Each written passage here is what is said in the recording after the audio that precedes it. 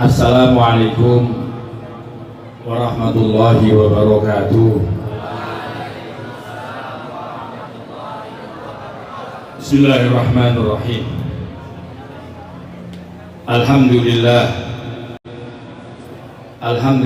hamdan yuwafi ni'amahu wa yukafi'u mazidah. Ya Rabbana lakal hamdu kama yanbaghi li jalali wajhika wa li 'azimi sultanik. Subhanaka la nuhsi sana'an 'alaika anta kama asnaita 'ala nafsi. Asyhadu an la ilaha illallah wahdah la syarika lah wa huwa rabbuna ila yaumil qiyamah. Wa asyhadu anna sayyidana Muhammadan 'abduhu wa rasuluhu wa shafiyyuhu wa khaliluhu khairu nabiyyin arsalahu Allahu ilal alami kullihi basyiran wa nadhira. Allahumma salli wa sallim wa barik ala sayyidina wa habibina wa qurrati a'yunina Muhammad wa ala sairi ikhwanihi minal anbiya'i wal mursalin wa azwajihi ummahatil mu'minin wa ala alihi wa dzurriyyatihi wa ahli baitihi at-tahirin al-mahbubin wa ala ashabihi wa tabi'in wa man tabi'ahum bi ihsanin ila yaumiddin. Amma ba'd.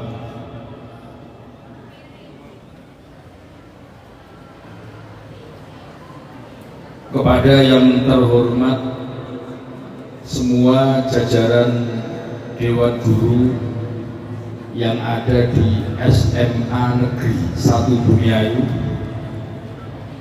wabil khusus kepada yang terhormat Kepala Sekolah SMA Negeri, sahabat saya, guru kita semua, Bapak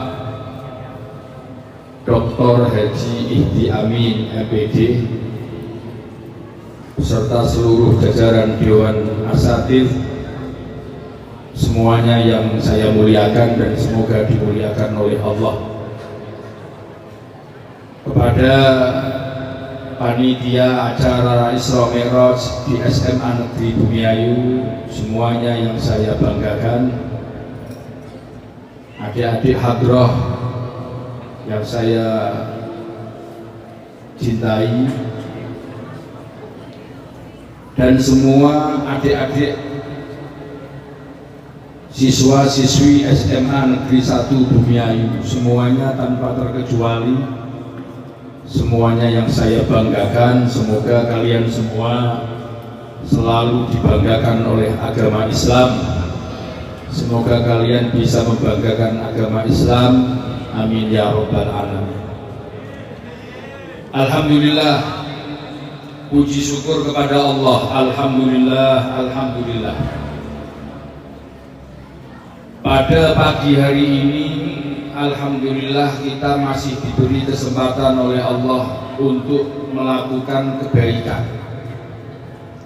Alhamdulillah, pada pagi hari ini kita masih diberi kesempatan oleh Allah untuk berkumpul bersama para dewan guru, bersama orang-orang baik-baik, anak soleh-solehah kumpul di sini dalam acara Isra Mi'raj junjungan Nabi Muhammad sallallahu alaihi wasallam.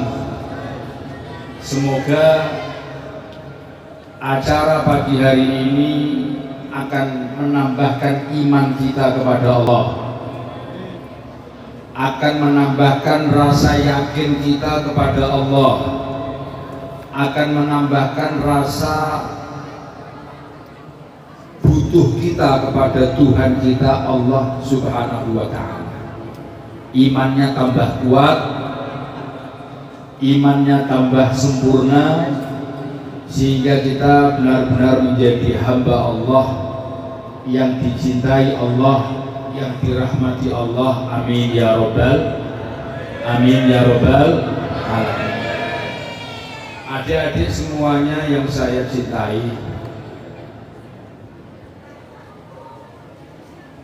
kalau kalian diberi sesuatu oleh orang, kira-kira kalian senang atau enggak? Senang. Andai kata kalian tiap hari dibagi uang oleh seseorang, satu hari 100.000 rutin, kira-kira kalian senang atau tidak, Mbak? Dikai duit 1.000 angger dino, kira-kira senang atau enggak? Senang. Mbak yang di dalam, andai kata kamu ulang tahun dikasih HP yang paling mahal, yang paling bagus, dihadiahi orang tua kamu, dihadiahi teman kamu, HP yang paling larang misalnya, HP Oppo, HP apa yang paling mahal? HP apa? HP iPhone misalnya, iPhone berapa? 15 misalnya. Kamu senang atau enggak? Bisa enggak kamu melupakan jasanya orang yang berbuat baik? Kamu ingat dulu enggak waktu ada pencoblosan tahun berapa itu? Ada pemilihan presiden, pemilihan gubernur, kemudian bupati, bahkan pemilihan kepala desa. Pada orang tua kita saja dikasih amplop isinya 50.000, 20.000 aja, sulit untuk melupakannya kan? Bener atau enggak? Kalau kamu dikasih hadiah tiap hari oleh seseorang, kita akan mudah untuk menyayangi dia. Betul atau enggak? Kita akan mudah untuk mencintai dia. Bener atau enggak? Oke. Andai kata hati ini, dengan mudah kita akan mencintai orang yang telah berbuat baik kepada kita.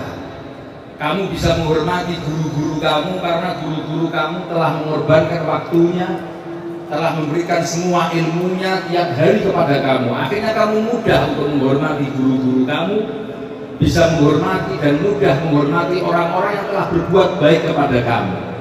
Paham atau enggak? Sekarang bayangkan, apakah tidak lebih mudah kita itu untuk mencintai Allah? Saya ulang, Mas, tadi kita udah ngomong apa? Kamu kalau dibaikin orang, kira-kira mudah nggak untuk mencintai orang tersebut? Kamu akan diberi sesuatu oleh seseorang, kamu diberi sesuatu oleh orang, kita akan mudah menghormati, menyayangi orang itu. Bener atau enggak? Coba kamu bayangkan, 1 menit, 2 menit kamu bayangkan. Lalu kenapa kita tidak mudah untuk mencintai Tuhan kita, mencintai Allah?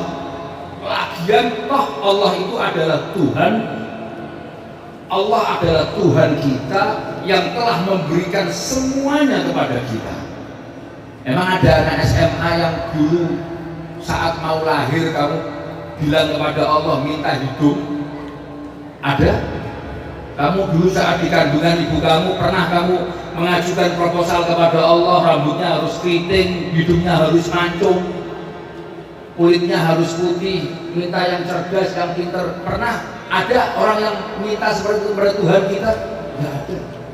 Tanpa kita minta, kita tidak pernah minta kepada Tuhan kita seperti itu. Tapi tanpa kita minta, Allah memberikan segala-galanya. Kita dibentuk oleh Allah dengan semua kesempurnaan yang ada dalam diri kita. Bahkan kita hidup difasilitasi oleh Gusti Allah. Difasilitasi oleh siapa? Oleh Gusti Allah. Kalian sehari makan berapa kali, Mas? Berapa kali? 3 kali. Udah dapat MBG atau belum? Andai kata ada MBG gratis, berarti makannya malah 4 kali kan? Tadi udah ngobrol-ngobrol sama beliau, katanya di sini belum ada. Kita doakan semoga sebentar lagi ada MBG masuk ke sini. Amin ya robbal. Biar kalian makan berapa? 4 kali. Itu namanya fasilitas dari siapa? Dari siapa? Prabowo. Dari siapa? Dari Allah. Dari Gusti Allah lewat beliau-beliau yang ada di sana. Kembali ke masalah tadi. Jadi andai kata hati ini mudah untuk mencintai, menghormati, menghargai orang yang telah berbuat baik. Lalu pertanyaan buat diri kita, lalu kenapa kita nggak menghormati, menghargai kepada Tuhan kita yang telah memberikan segala-galanya, Tuhan kita yang telah memfasilitasi kita semuanya. Kenapa diri kita, hati kita tidak memunculkan rasa cinta itu kepada Allah Subhanahu wa ta'ala? Ini yang namanya iman. Ini yang namanya apa? Iman. Makanya dalam syariat itu ada dua. Ada namanya iman, ada namanya Islam. Ada apa, Mbak? Ada namanya iman, ada namanya Islam. Iman itu tempatnya di hati. Kalau Islam itu adalah amalan-amalan, perbuatan-perbuatan kita, sesuatu yang muncul dari mulut kita, itu namanya Islam kita. Orang kalau imannya kuat, dengarkan, imannya kuat, orang kalau yakin kalau Gusti Allah, semakin kuat imannya dengan Allah, semakin kuat keyakinannya kepada Tuhan, maka dia akan mudah untuk melakukan kewajiban-kewajiban, maka akan mudah dia melakukan rukun-rukun Islam, maka akan mudah untuk melakukan perintah-perintahnya Gusti. Mulutnya yang muncul, yang muncul kebaikan, muncul sesuatu yang bermanfaat. Kenapa mulut ini muncul perkara yang bermanfaat? Kenapa kita rajin sholat? Kenapa kita selalu mendekatkan diri melakukan perintahnya Allah? Karena didorong oleh iman. Dari semua nikmat-nikmat yang diberikan Allah, Mas, halo, masih bersama saya?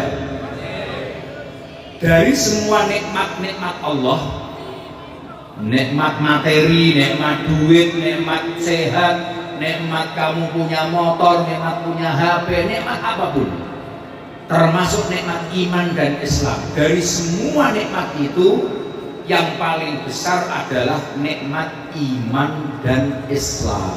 Apa?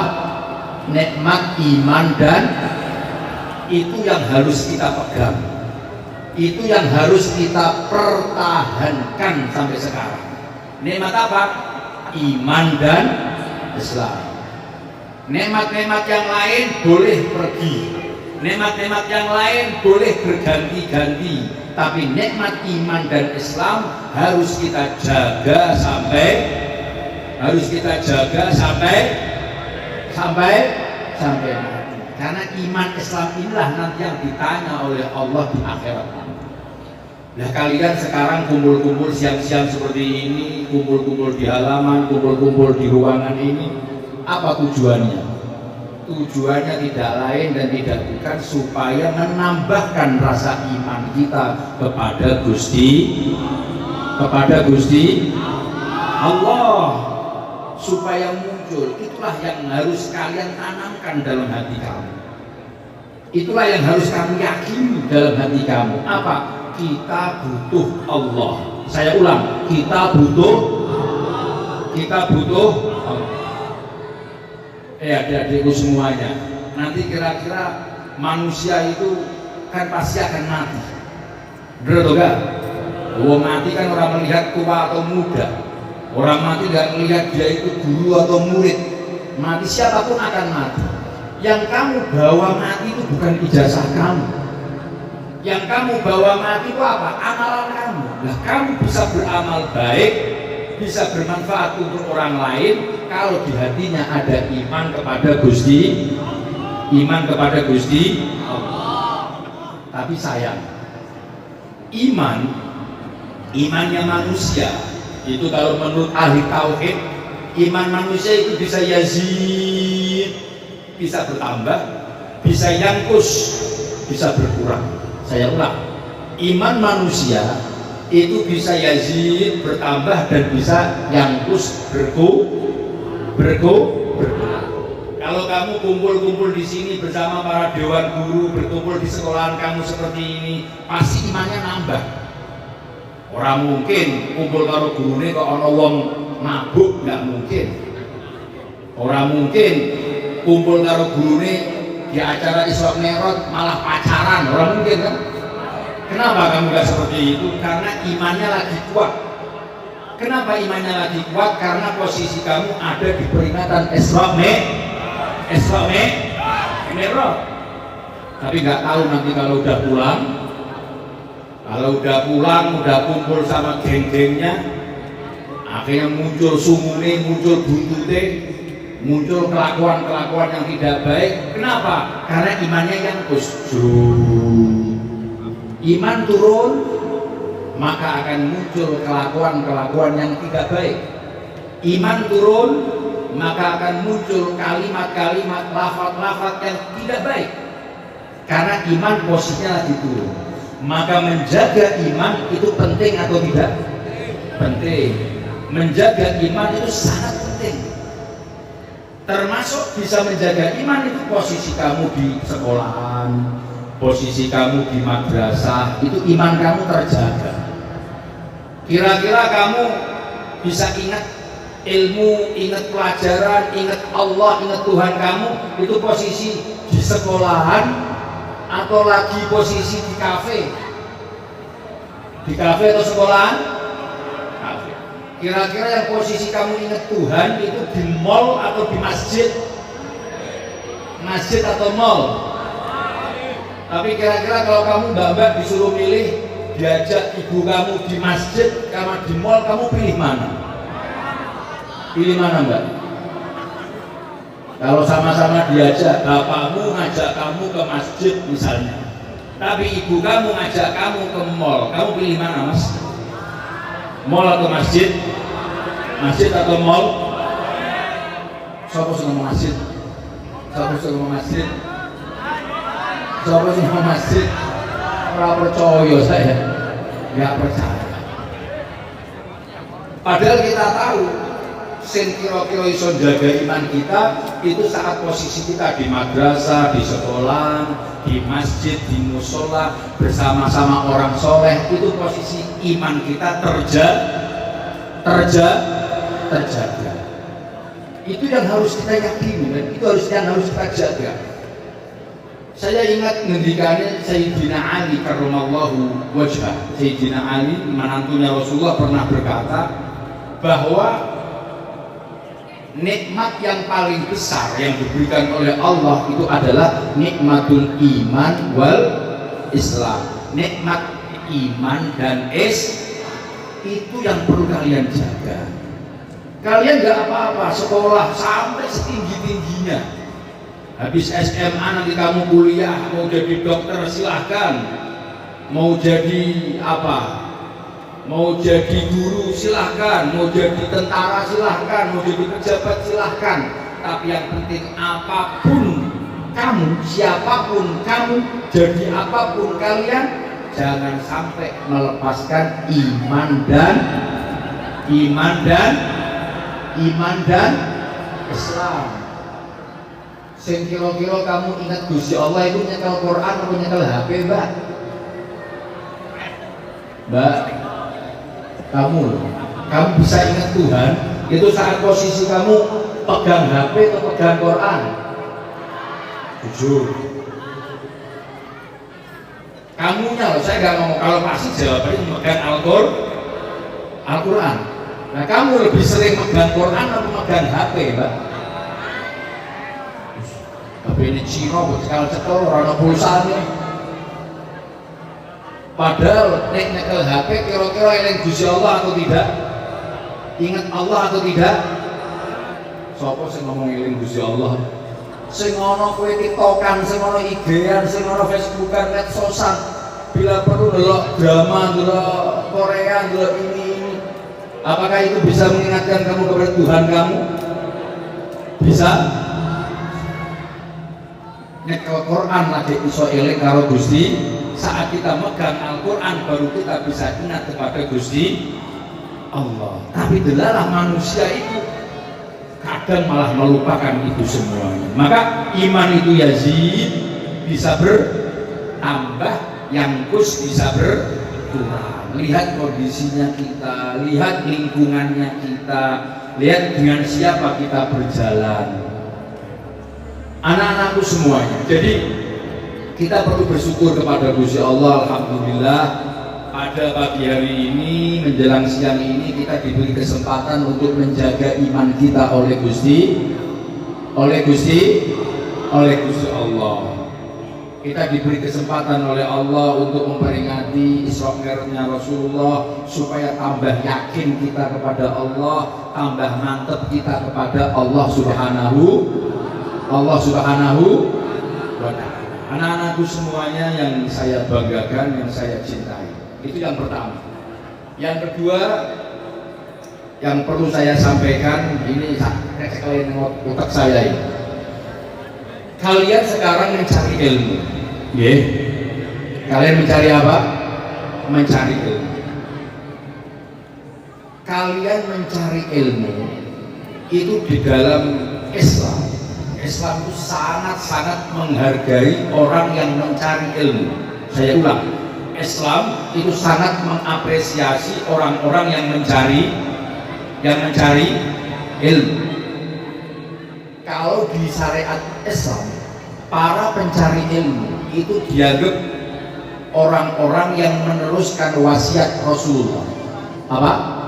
Orang-orang yang meneruskan wasiat Rasulullah.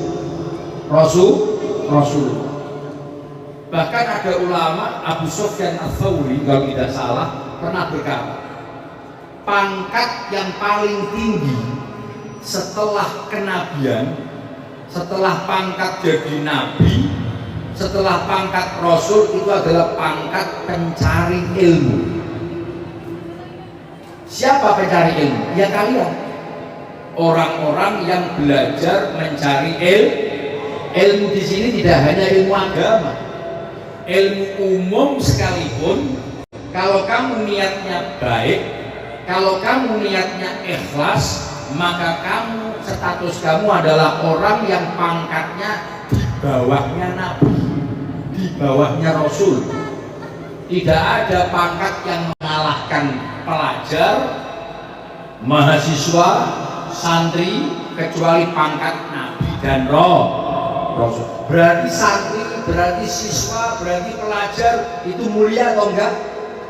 Mulia atau enggak? Mulia. Apalagi Islam, agama kita yang kita yakini agama ini, itu pondasi dasarnya adalah ilmu. Saya ingin tanya, Mbak, wahyu yang pertama kali diturunkan oleh Allah kepada Nabi Muhammad itu ayatnya berupa apa? Apa? Iqra. Pinter kamu. Ayat apa? Iqra. Apa artinya Iqra?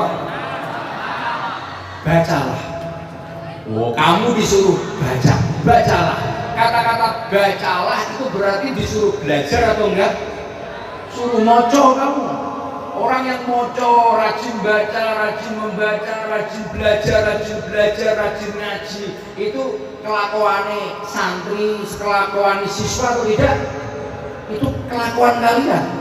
Itu kebiasaan rutinitas makanan kamu sehari-hari apa? Membaca.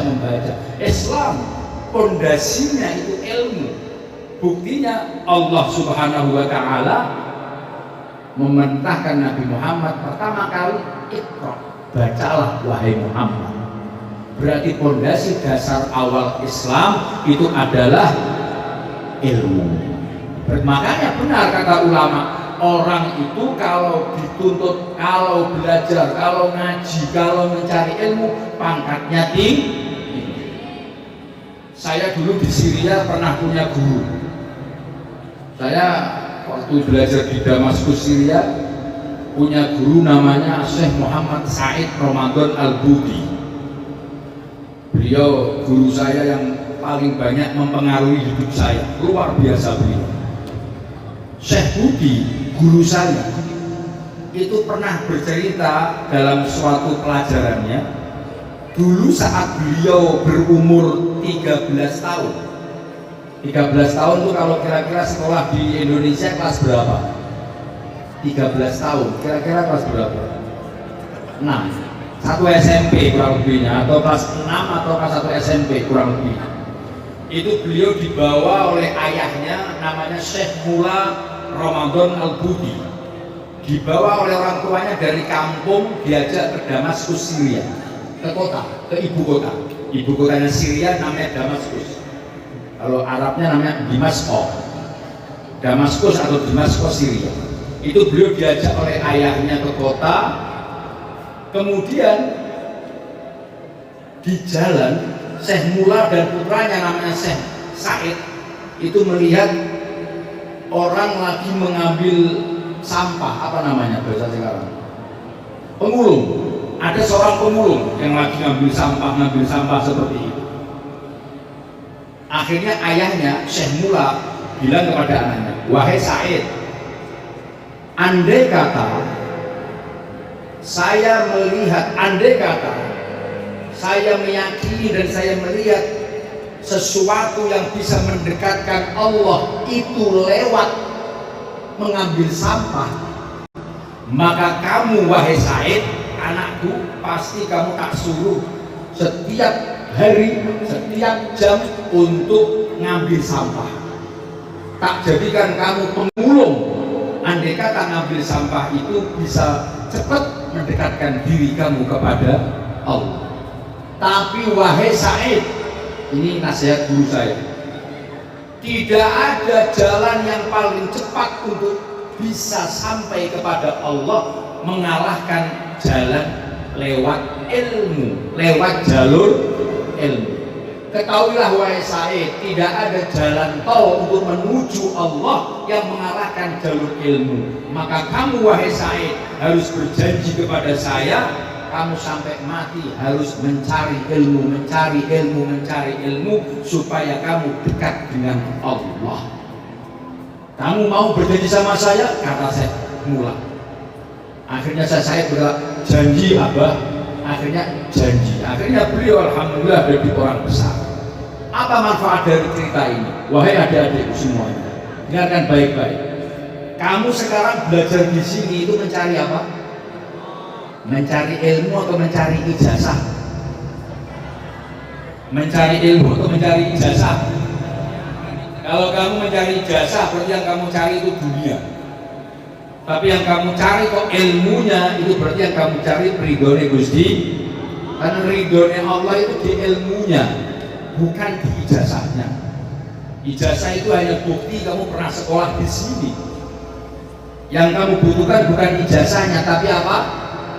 Ilmunya. Yang bisa mengangkat pangkat kamu itu ilmu kamu, bukan ijazahnya. Maka andai kata kamu mencari ijazah di sini, akhirnya muncul orang-orang yang hanya bangga dengan ijazahnya, tapi ilmunya zong, atau bahkan dia punya ilmu tapi nggak bisa mengamalkan ilmunya.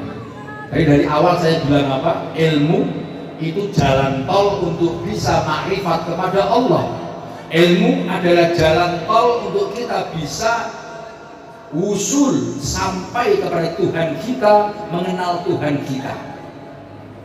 Oleh karena itu, buahnya orang yang punya ilmu, samrotul ilmi, ilmu apapun itu, nggak harus ilmu agama, ilmu umum sekalipun, buahnya orang punya ilmu itu apa? At-taqarrub ilallah, mendekatkan diri kepada Gusti. Nah sekarang nanti kamu bisa ngecek dirimu masing-masing. Aku ini dengan SMA nyari ijazah apa nyari ilmu? Andai kata kalian, Mas, semuanya, andai kata kalian semuanya kok mungkin di SMA kok nyari ijazah, maka ilmu kamu belajar di sini 3 tahun, sing kelakuan elek tetep elek, sing mabuk tetep mabuk, sing udut tetep udut misalnya, sing pacaran tetep pacaran, sing saya sing zina tetap zina, sing narkoba tetap narkoba. Ilmu kamu nggak ada manfaatnya, nggak ada buahnya. Kalau hitungannya berarti kamu kalau dianggap pohon, itu pohon sing mandul, pohon yang tidak berbuah. Kenapa? Karena kamu di sini hanya mencari ijazah. Tapi kalau kamu di sini mencari ilmu, mencari ridho Allah, akhirnya ilmu ini bisa menyebabkan kamu dekat karo Gusti Allah. Ilmu yang kamu pelajari semakin kamu yakin bahwa tiada Tuhan selain Allah. Kamu yakin kalau kamu itu butuh Gusti, kamu butuh Gusti Allah atau butuh ijazah? Butuh Allah. Yang menyebabkan kita sukses itu Allah. Yang menyebabkan kita kaya itu Allah. Yang menyebabkan kita barokah itu Allah. Yang menyebabkan kita bahagia itu Allah. Saya ngomong ijazah sopo. Banyak orang nggak punya ijazah tapi hidupnya malah bahagia. Sing menyebabkan bahagia itu Allah. Sing menyebabkan kita sukses itu Allah. Bukan Gus, sing menyebabkan wong sukses bahagia itu ijazah. Jare sopo? Sing menyebabkan wong duwe pangkat itu ijazah. Kata siapa? Kamu lihat itu menteri yang nggak sekolah juga banyak, nggak punya ijazah tapi punya ilmu mereka. Nggak punya ijazah. Ijazah itu hanya bukti kalau kamu pernah sekolah, tapi belum tentu kamu punya ilmu. Maka apa yang kamu kejar? Ijazah atau ilmu? Ilmu. Karena yang bisa mendekatkan diri kamu kepada Allah itu bukan ijazahnya, tapi apa? Ilmunya. Yang bisa mendekatkan kamu kepada Tuhan kamu bukan ijazah selembar kertas yang kamu kejar-kejar, bukan, tapi ilmunya ini yang bisa kamu lebih perak kalau Gusti Allah. Mestinya saat kamu belajar di SMA, belajar setahun 2 tahun, ilmu apapun yang kamu kuasai di sini, akhirnya tambah yakin, masya Allah, jebule memang dunia ini ciptaannya Allah. Oh, jebulnya kita itu memang butuh Gusti Allah. Muncul seperti itulah berarti ilmu kamu ada buahnya. Berarti ilmu kamu barokah. Kenapa? Karena bisa kamu amalkan, bisa menyebabkan kamu lebih mendekatkan diri karo Gusti Allah lewat ilmu kamu. Nah, orang seperti inilah yang benar-benar orang yang pangkatnya akan naik. Namanya kamu mengupgrade diri kamu. Kamu mengangkat derajat kamu. Sing ngalahno derajat kamu, derajat Nabi dan derajat Rasul. Siapa? Para pencari ilmu itu yang dimuliakan Allah. Orang-orang yang mencari ilmu, yang tujuan ilmunya tidak lain untuk mendekatkan diri kepada Gusti Allah. Anak-anakku semuanya yang saya muliakan, yang saya banggakan, nanti kurang lebih 10 atau 15 menit sebelum saya akhiri, nanti kalian saya buka sesi tanya jawab.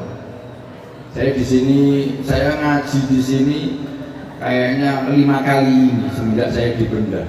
5 kali ini. Biasanya dulu kakak-kakak kalian OSIS itu kalau habis ngaji ini ada, mereka menyuruh ada tanya jawab. Maka kalian siapkan pertanyaan kalian, nanti kita tanya jawab sebelum selesai. Kita teruskan. Saya ulang, saya kembali ke tadi. Berarti ilmu penting nggak kita belajar ilmu? Penting. Karena ilmu adalah dasar agama Islam. Tapi ilmu yang kita cari harus ilmu yang bisa mendekatkan diri kita kepada Gusti Allah. Jangan sampai kita punya ilmu malah kita jauh dari Allah. Nauzubillah. Kita punya ilmu malah kita melanggar pelaturan Gusti Allah. Kayak istilahnya ono wong pengen sugih tapi ora tahu sholat. Lucu atau enggak? Sing menehi sugih sapa enggak? Sing menehi sugih sapa? Allah. Sing menehi kaya Gusti Allah, sing duwe kekayaan Gusti Allah. Lah kamu aja enggak mau sholat.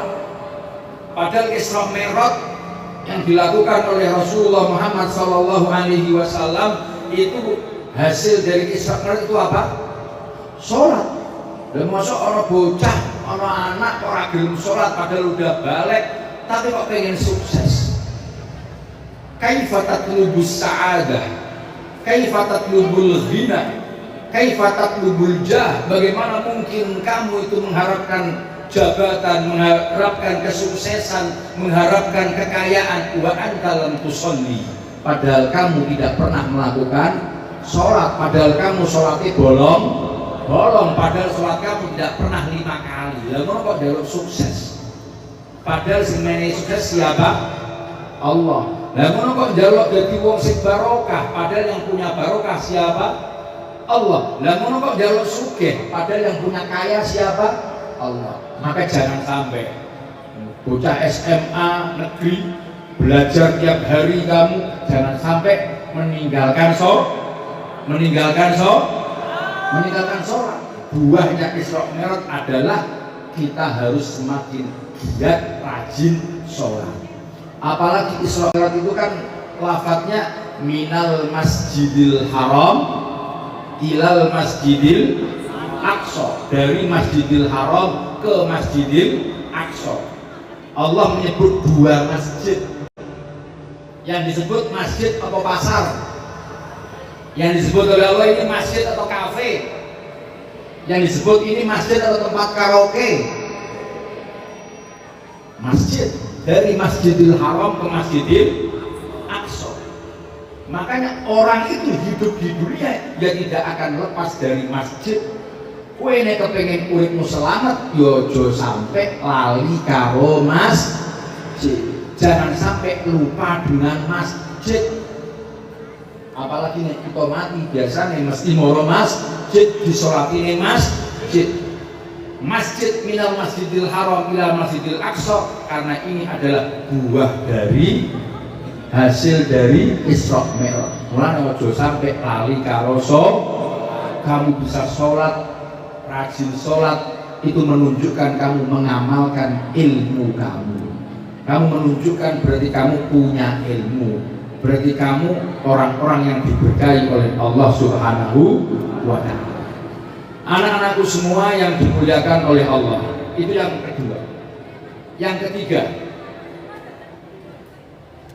di dalam sholat itu ada satu surat yang wajib dibaca di dalam sholat. Namanya surat apa?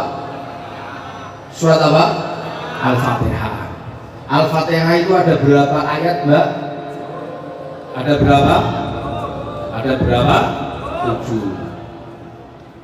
Ayat pertamanya apa? Ada 2 pendapat.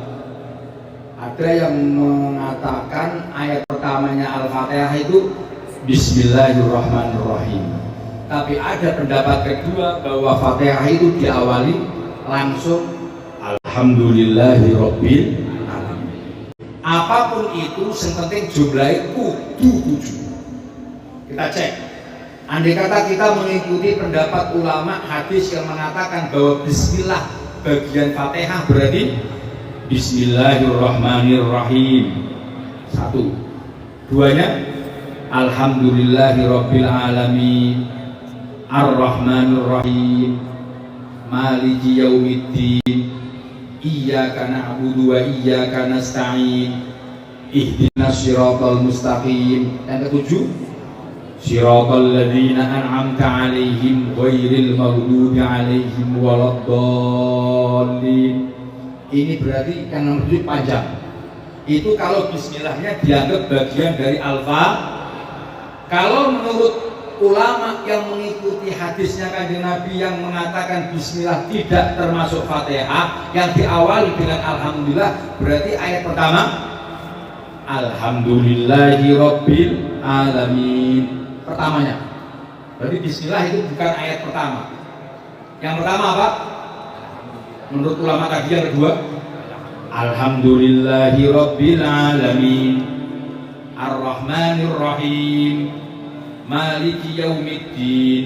Terus Iyyaka na'budu wa iyyaka nasta'in. Terus Ihdinas siratal mustaqim. Terus Siratal ladzina an'amta 'alaihim.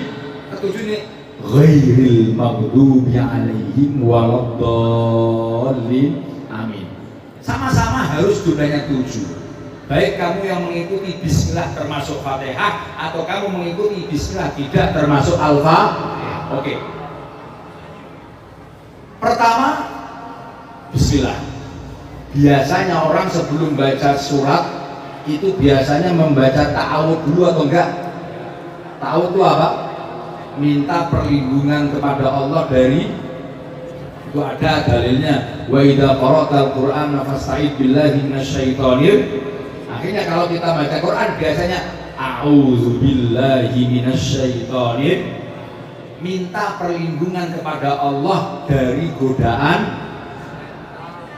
Kamu tahu nggak, Mbak, kalau manusia itu punya dua musuh. Satu musuh yang namanya setan, satunya lagi apa? Hawa nafsu. Setan ini jelas musuh kita yang nyata. Wa innahu lakum aduwwun mubin. Sesungguhnya setan adalah musuh kamu yang nyata, kata Allah. Nomor dua musuh kita apa? Nafsu. Innan nafsa la'ammaratun bisu illa man rahima rabbi. Hawa nafsu itu adalah sesuatu yang mengajak kita kepada kejahatan. Kalau kita udah jelas punya musuh setan, kira-kira setan pengen nggak melihat kamu melakukan kebaikan? Ya pengen. Kira-kira setan senang nggak melihat kamu berbuat ketaatan kepada Allah? Tidak suka. Kira-kira setan ridho nggak kamu baca Quran? Tidak. Karena setan itu tujuannya pengen golek bolo saakeh-akeh kanggo kanca setan gimana? Di neraka. Maka kita perlu sering-sering membaca a'udzubillahi minasyaitonir. Ulama-ulama dulu ada ulama itu mau ngapain aja itu selalu membaca isti'adzah. Mau apa-apa a'udzubillahi minasyaitonir rajim. Mau makan sebelum bismillah a'udzubillahi minasyaitonir, minta perlindungan kepada Allah dari godaan setan. Ada orang maksiat, ada orang berbuat dosa, ada orang berbuat yang tidak bermanfaat, itu pasti gara-gara penyebabnya dua. Ini orang gara-gara setan, mesti gara-gara nafsunya. Ada nggak anak SMA yang tidak pernah berbuat salah? Mau sopo? Ada nggak wong sing ora tahu dosa? Nggak ada. Ora ono menungso sing ora duwe salah. Ora ono menungso sing ora duwe dosa. Yang tidak punya dosa itu hanya nabi dan rasul. Kata Rasulullah, kullu bani Adam khata'un wa khairul khata'in at-tawwabun. Rawahul Bukhari Muslim. Semua manusia itu pasti banyak salahnya. Khata'un itu kalau menurut grammar bahasa Arab, khata'un namanya mubalaghah. Mubalaghah itu namanya apa? Wong kang akeh oleh nglakoni dosa.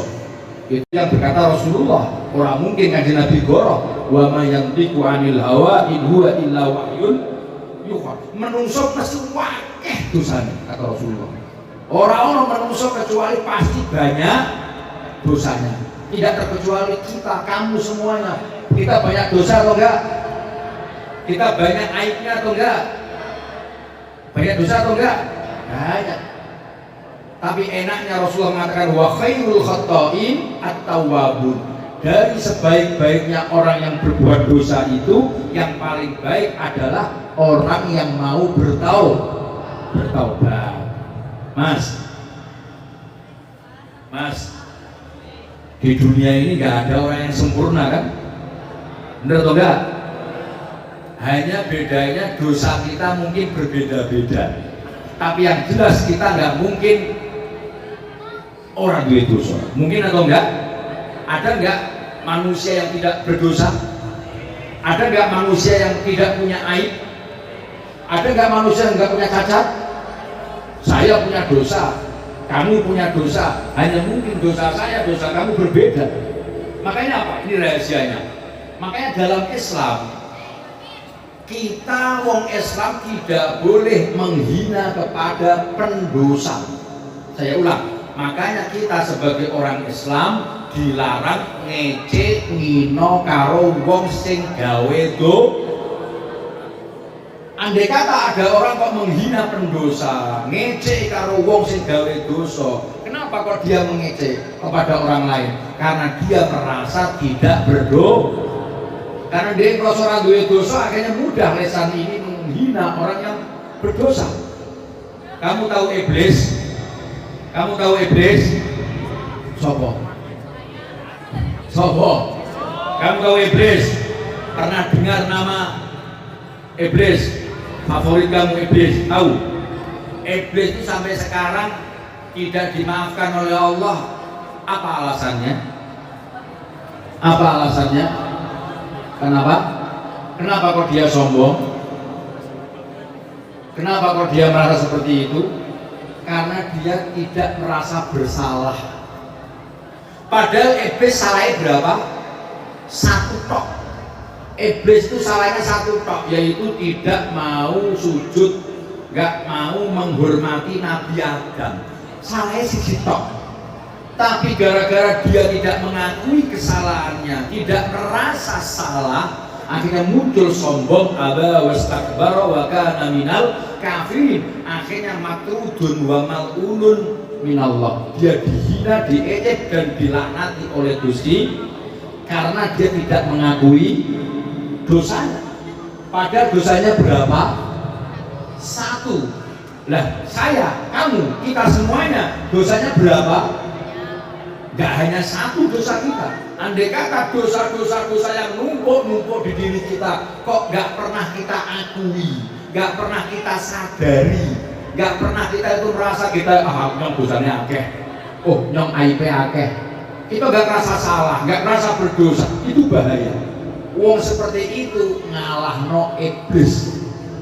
Orang seperti itu mengalahkan Jadi kalau kamu punya teman yang tidak pernah mengakui kesalahannya, maka terus kamu kok manggil dia, hei iblis, maka teman yang dipanggil iblis jangan marah, malah kamu lebih hebat mestinya. Wong iblis itu hanya kesalahannya satu tok, tapi satu yang tidak diakui, dia dilaknati Allah. Apalagi kalau ada menungso sing dosanya akeh, tapi orang tahu ngakoni dosanya, nggak pernah mengakui dosanya, merasa benar.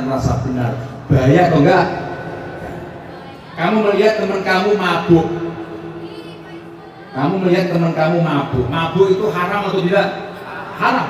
Ana wong ngombe whisky, ana wong ngombe arak, itu haram. Tapi kita tidak boleh menghina orangnya. Enggak boleh menghina pemabuknya. Karena pemabuknya itu saudara kita, teman kita, hambanya Allah. Yang kita marah itu mabuknya, bukan orangnya. Kalau ada orang narkoba yang kita benci narkobanya, bukan orangnya. Ada orang korupsi yang kita benci bukan koruptornya, tapi apa? Korupsinya. Ada orang tukang bohong yang kita benci bukan orangnya, tapi apa? Bohongnya yang bisa mlebu neraka. Korupsinya sing neraka, goroe sing neraka, mabuke sing neraka. Kalau orangnya belum tentu neraka. Itu harus kamu ingat seperti itu. Biar kita mudah untuk menghormati orang. Ini balik dengan iman kita itu mengajak untuk menghormati orang lain. Iman kita itu mengajak supaya kita itu menyayangi orang lain. Iman kita itu bisa menghargai orang. Kembali tadi, a'udzu billahi minasyaitonir, minta perlindungan kepada Allah dari godaan. Ayat pertamanya apa tadi? Bismillahirrahmanirrahim. Rasulullah pernah bersabda, kullu amrin dzibalin la yubda'u bi bismillahi fa huwa aqta. Sesuatu perkara yang baik kok tidak diawali dengan bismillah itu aqta, tidak ada barokahnya. Ai maktuun minal barokah, ora ono barokahe nek ora kok awali bismillah. Bismillahirrahmanirrahim itu hurufnya ada berapa? Pernah kamu hitung? Hurufnya Bismillahirrahmanirrahim itu ada berapa hurufnya? Ada berapa? Ada berapa? Pernah ngitung, pernah baca apa enggak? Pernah dihitung? Coba dihitung bareng-bareng. Ada berapa Bismillahirrahmanirrahim? Ada berapa hurufnya? 23. Ada berapa? Ada 19. Ada berapa? Mulai ba, sin, mim, alif, lam, sampai terakhir ujungnya ada berapa? 19. Ada kata ulama seperti ini. Orang kalau biasa mengucapkan Bismillahirrahmanirrahim, itu nanti lafaz Bismillah ini akan menyelamatkan pembacanya dari neraka. Sebab neraka itu pintunya ada 19, alaiha tis'ata asyar. Di dalam neraka itu pintunya ono 19. Nek 19 tertutupi dengan huruf-huruf Bismillah, akhirnya kita selamat dari neraka. Kalau kita membiasakan membaca Bismillahirrahmanirrahim. Mbak, pernah kamu pikir nggak kenapa Bismillah kok huruf pertamanya huruf apa? Huruf apa? Kalau huruf hijaiyah itu huruf pertamanya huruf apa? Kenapa nggak pakai alif kok malah pakai ba? Kenapa? Ada yang tahu? Kenapa huruf pertamanya kok ba? Bismillah. Kenapa nggak alif?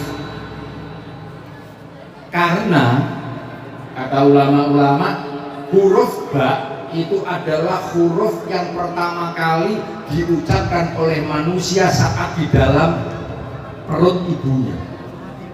Manusia janin kalau di perut ibunya umur 4 bulan itu adalah awal Allah memberikan nyawa kepada manusia.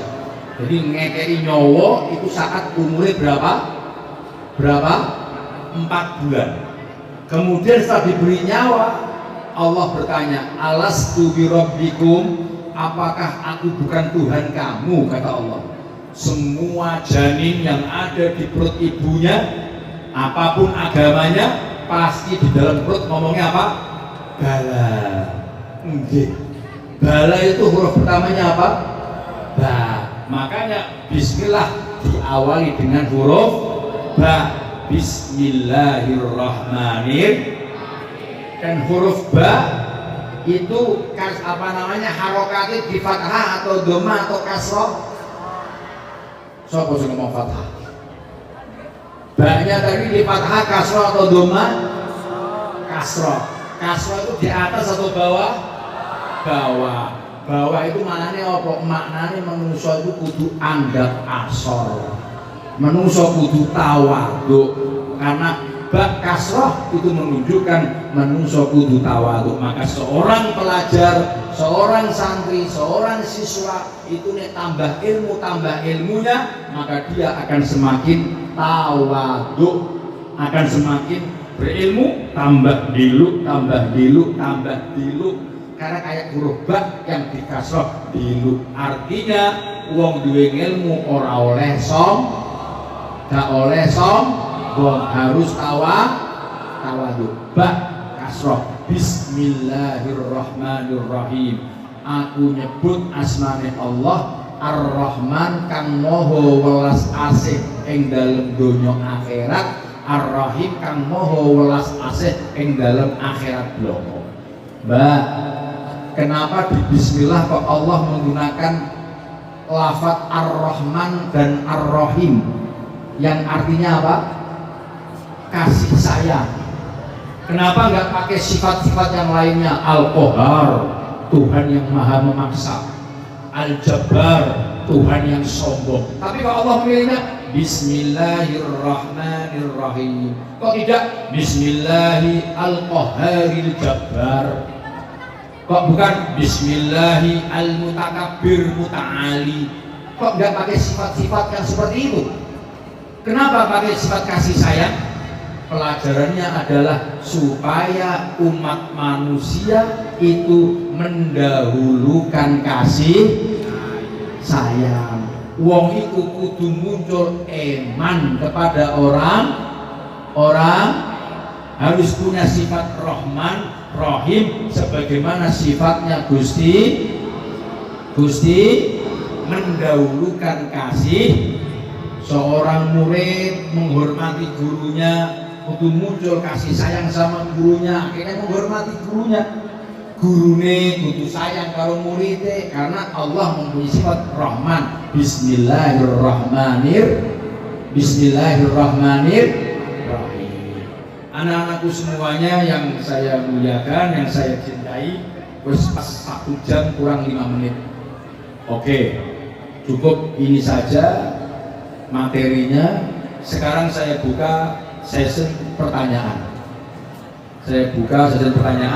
Panitia siapkan siapkan mic untuk yang bertanya. Monggo, silakan. Ustaz. Namanya siapa? Dari mana? Bismillah. Assalamualaikum warahmatullahi wabarakatuh. Perkenalkan, nama saya Tegar Khairun Nazim, biasa dipanggil Tegar, dari kelas 12 3. Saya punya beberapa pertanyaan Ustaz.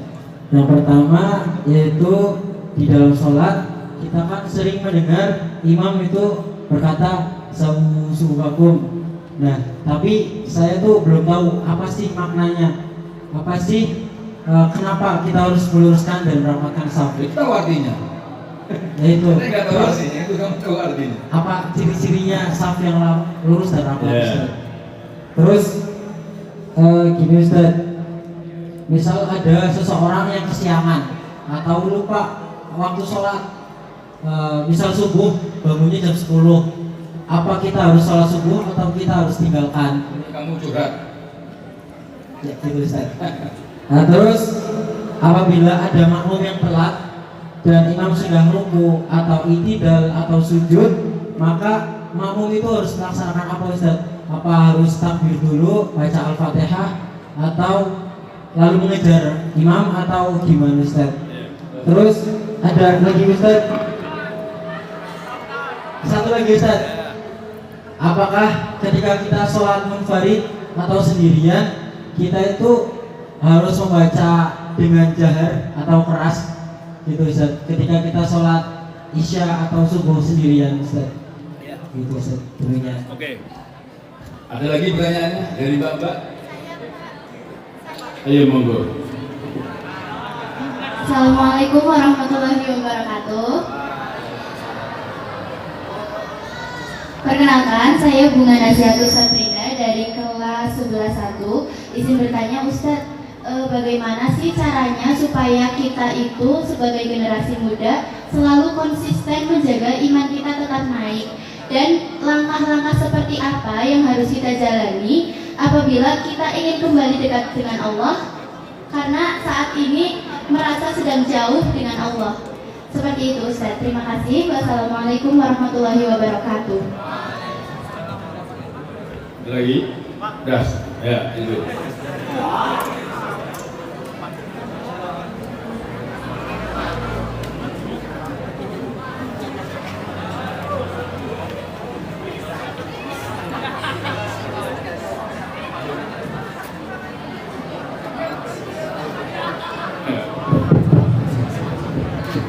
Oke, Assalamualaikum warahmatullahi wabarakatuh.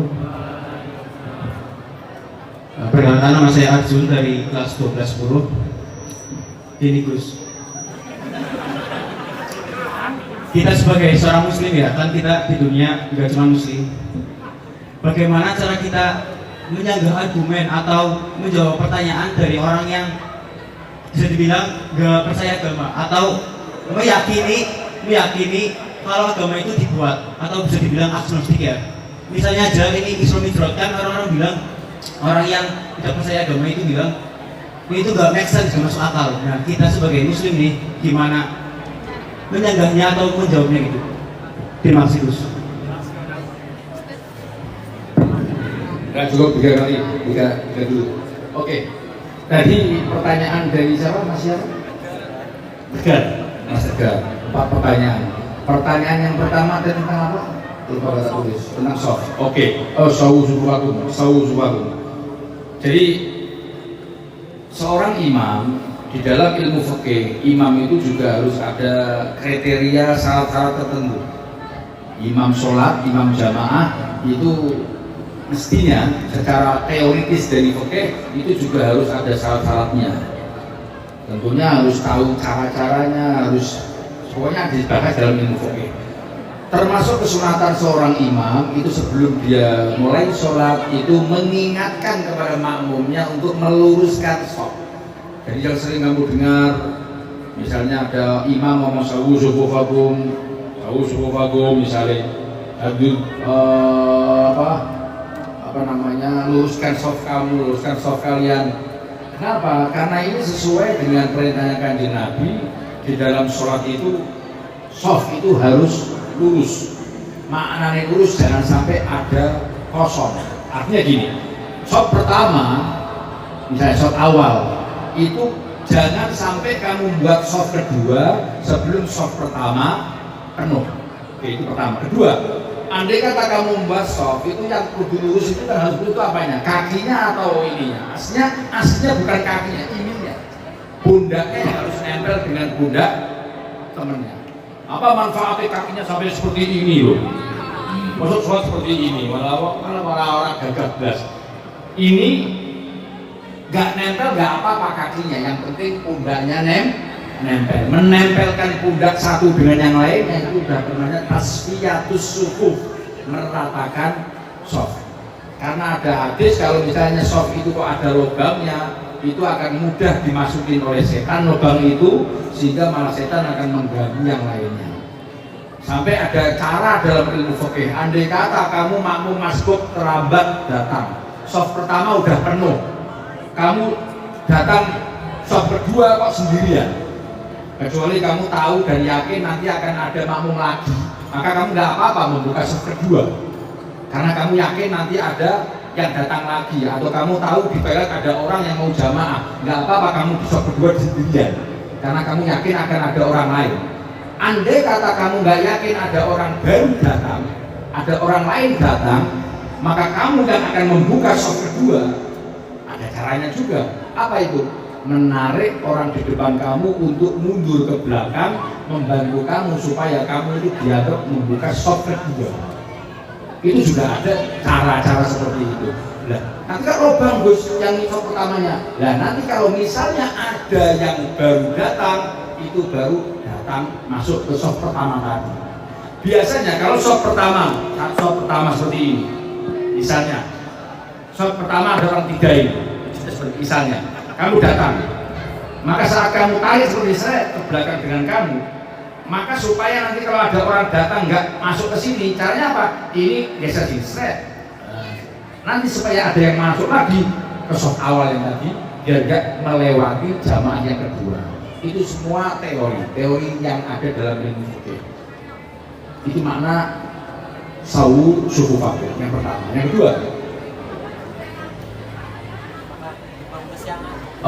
bagaimana hukumnya orang yang bangun kesiangan?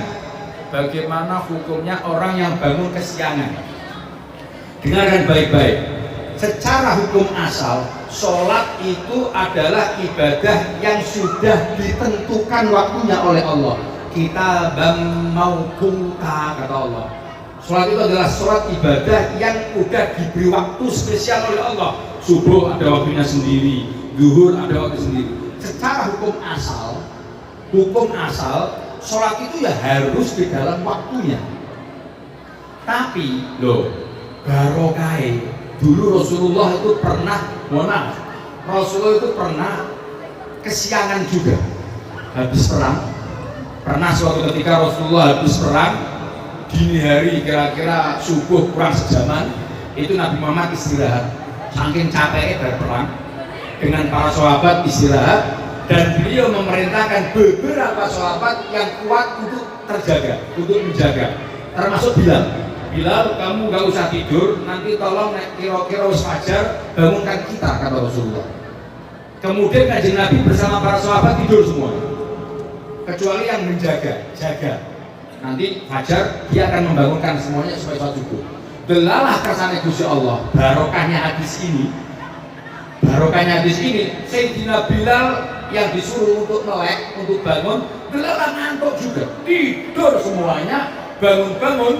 Mereka bangun semuanya dalam keadaan matahari udah panas, udah memanasi badan mereka, termasuk badan Rasulullah. Kaget tuh, kok mataharinya muncul. Itu Nabi Muhammad tetap sholat subuh bersama siapa? Para sahabat-sahabatnya.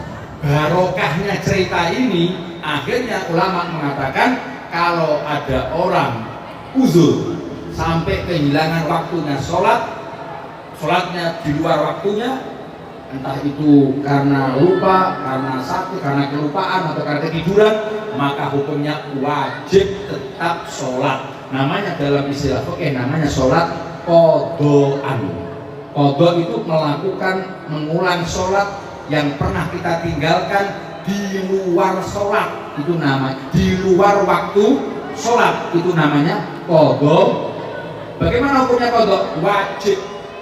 Hanya bedanya ada yang wajib tetap berdosa, ada yang wajib tidak berdosa. Artinya apa? Kalau qadhaan kamu meninggalkan sholat karena ada uzur. Apa uzurnya? Karena kamu sakit, terus kamu ketiduran, bukan kok pura-pura tidur, ketiduran.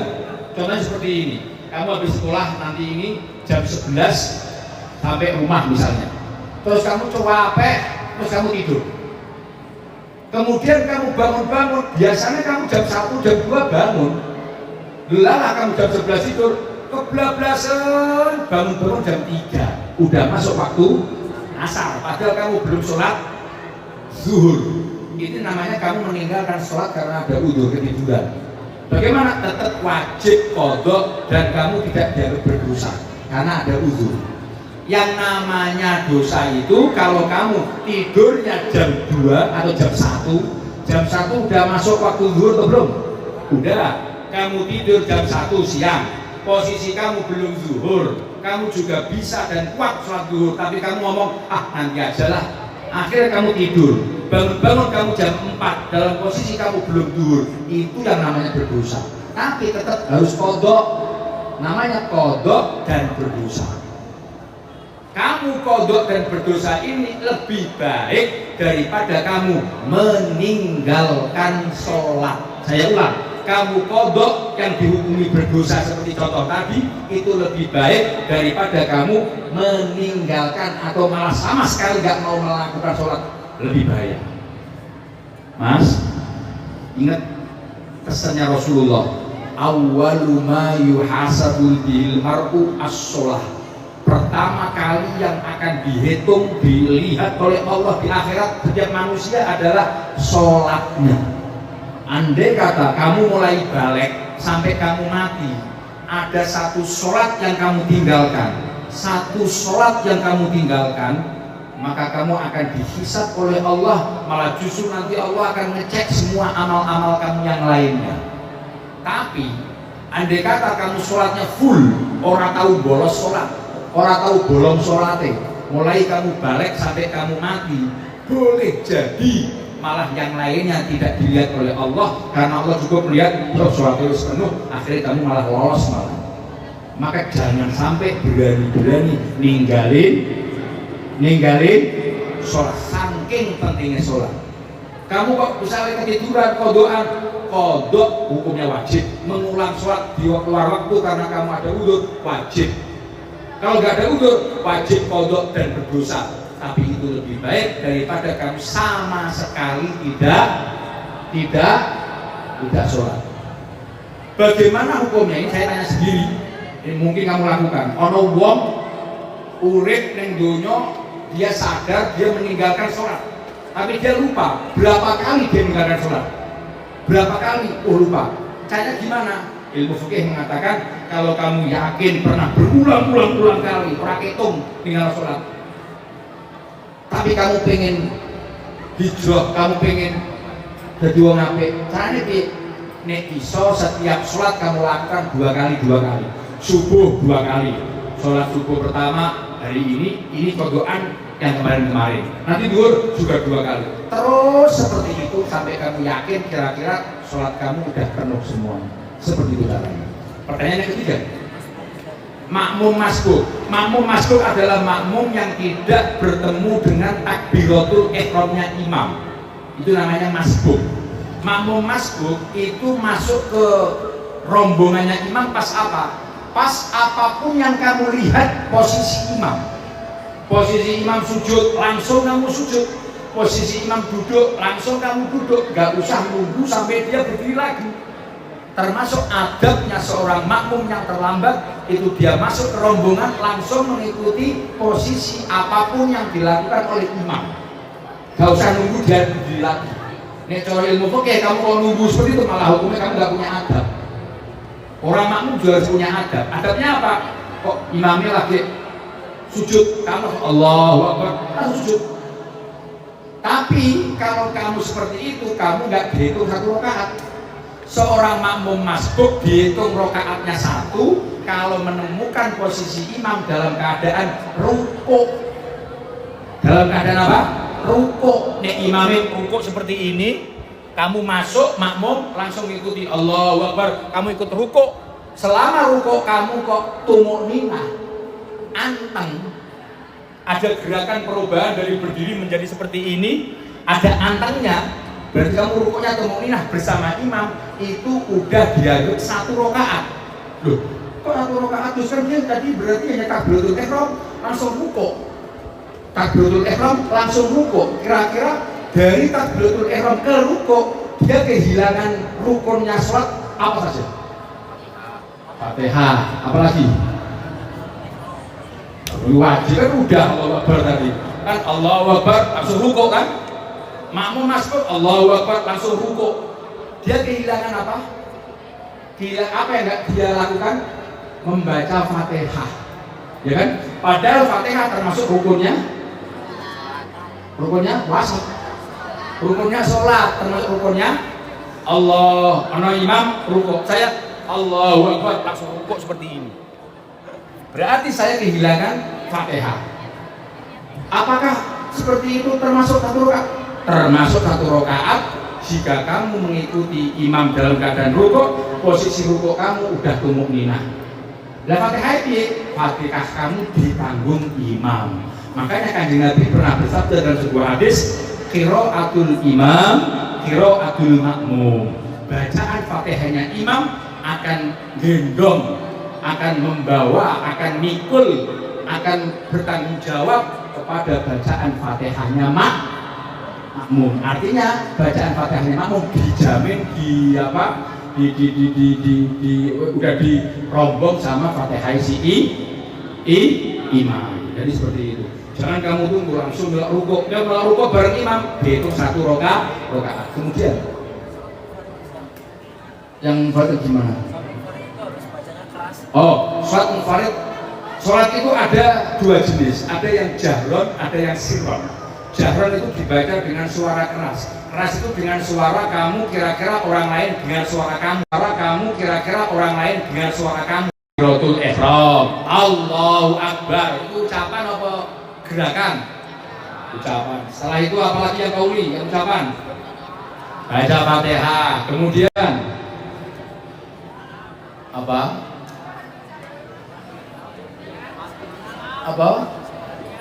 Sebelum salam ada lagi enggak? Apa lagi?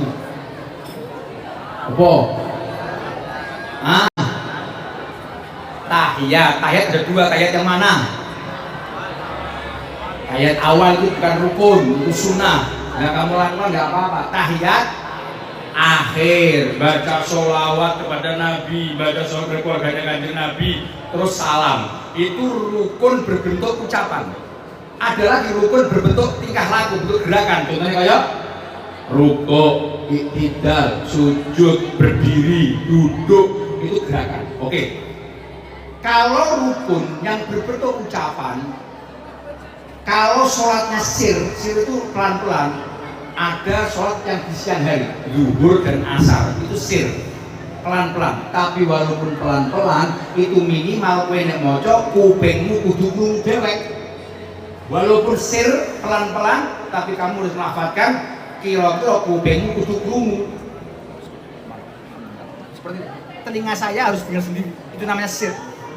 Kenapa kok seperti itu? Karena kalau kamu ngomongin nang ati, Allahu Akbar, maca Fatihah meneng kok. Maca nang ati itu dia tidak membaca kamu. Namanya qiraatul Fatihah, membaca Fatihah itu harus ada lafaz yang keluar. Alhamdulillah. Minimal telinganya pembaca harus deng, itu namanya sir, pelan-pelan. Nek jahron, maghrib, isya, subuh, itu walaupun kamu imam, walaupun ke sholat sendirian, itu nek baca kamu harus jahron. Jahron itu minimal orang lain dengar. Bismillahirrahmanirrahim. Alhamdulillahirabbil alamin, orang lain dengar. Nek tadi siri, kuping dhewe dengar. Kalau makmum tidak boleh dengan suara jahron, walaupun kamu maghrib, isya atau subuh. Yang boleh jahron, isya, maghrib, subuh hanya imam dan munfarid, orang yang sholat sendiri. Kenapa yang makmum nggak boleh? Karena kalau kamu makmum bacanya kenceng, mengganggu orang, mengganggu jamaah. Beda kalau imam memang harus keras supaya makmumnya itu kalau sholatnya jahron, maghrib, isya dan subuh, sholat malam. Tapi ada sholat yang dilakukan di siang hari tapi tetap disunatkan untuk keras jahron. Contohnya apa? Sholat Jum'ah, apalagi sholat Idul Fitri, Idul Adha, itu sholat istisqa, minta hujan, itu walaupun siang hari tetap harus disunatkan kudu apa? Jahron. Kamu selesai. Kamu yang itu apa benar? Bagaimana cara kita untuk menjaga iman kita? Tadi kita bilang iman itu bisa tambah, bisa kurang. Termasuk cara menjaga iman itu adalah kita berkumpul, bergaul dengan orang-orang baik. Maka kita perlu menciptakan lingkungan yang baik. Di rumah kamu juga harus jadi orang baik. Bapak ibumu harus kamu sarankan untuk menjadi orang soleh-soleha. Karena kalau bapak ibumu kok soleh-soleha, orang baik, maka otomatis anak-anaknya insya Allah juga akan ketularan jadi orang baik. Kamu bayangkan, andai kata bapak ibumu di rumah HP-an saja, mungkin nggak kamu di rumah baca Quran? Tidak mungkin. Maka harus ada kesepakatan, duduk bareng dengan bapak ibu. Pak, Bu, saya pengen jadi anak soleh-soleha. Maka yuk kita ciptakan lingkungan yang baik di rumah. Apa contohnya? Mungkin misalnya ada urusan Quran, bareng-bareng maca Quran, bareng-bareng jamaah di rumah bapak ibu dan kamu. Itu termasuk cara-cara supaya iman kita tetap stabil, minimal. Syukur-syukur iso tambah. Itu di rumah. Di sekolah juga seperti itu, di madrasah. Di sekolah kamu harus cari teman-teman yang kira-kira bisa menjaga iman kamu, bisa mengingatkan kamu saat kamu salah. Lingkungan sekolah, lingkungan di rumah, lingkungan kamu bermain, harus cari orang-orang yang bisa menjaga iman kamu seperti itu. Kalau bisa seperti itu, selamat insya Allah. Jelas? Yang terakhir tadi, bagaimana caranya kita untuk meyakini orang-orang, meyakinkan orang-orang yang tidak percaya dengan kekuasaan Allah. Orang itu ada yang percaya kepada Allah lewat dalil Quran, dalil hadis. Ada yang lewat dari sesuatu yang tampak di mata dan tampak di telinga. Coba kamu lihat, coro akal. Mungkin nggak ono langit setinggi itu, segede itu tidak rontok, tidak jatuh. Langit dari dulu penciptaan sampai sekarang nggak pernah berlubang, nggak pernah bocor. Itu kalau nggak diciptakan oleh Tuhan nggak mungkin kan? Benar atau enggak? Kamu lihat matahari itu berjalan atau enggak? Matahari menurut ilmu kamu berputar atau enggak? Bulan itu berputar atau enggak? Bumi berputar atau enggak? Berputar. Revolusi apa namanya? Revolusi ya, rotasi revolusi kan berputar. Andai kata berputar, cara akal semuter dulu sopo. Kalau enggak Tuhan yang maha segala-galanya. Kalau seperti itu, maka kayaknya nggak mungkin kalau ada orang yang punya akal yang waras, kalau nggak percaya sama Tuhan, kalau nggak percaya sama wahyu. Kalau dibahas makin panjang lebar. Ini seperti itu. Ajak mereka untuk ngomong, untuk melihat dengan otak mereka, dengan apa yang mereka lihat, apa yang mereka dengar. Nggak harus mendatangkan dalil-dalilnya. Mana mungkin kamu mendatangkan dalil yang ngomongnya apa percaya dalil Al-Qur'an? Nah, kamu contohkan yang bisa dilihat dengan mata, yang bisa didengar dengan Kamu lihat itu sekeliling kamu, semuanya adalah ayatun min ayatillah, min ayatikudratillah. Itu adalah tanda dari tanda-tanda kebesaran Allah, ketuhanan Allah Subhanahu wa Ta'ala. Semoga yang saya sampaikan ini ada manfaatnya. Semoga ini bisa menambahkan iman kita kepada Allah. Kurang lebihnya saya mohon maaf. Semoga ada barokahnya. Kita bisa kumpul di dunia dan kumpul di akhirat nanti, kumpul di surga. Semoga kalian semua jadi orang-orang sukses di dunia kalian masing-masing, tapi sukses yang tidak sampai lupa kepada Allah. Silahkan kalian jadi orang-orang hebat di dunia kalian, tapi orang hebat yang benar, orang hebat yang soleh-solehah, orang hebat yang punya iman kepada Gusti Allah. Ini aja akhirul qouli, wabillahi taufiq wal hidayah, ihdinas siratal mustaqim. Assalamualaikum warahmatullahi wabarakatuh.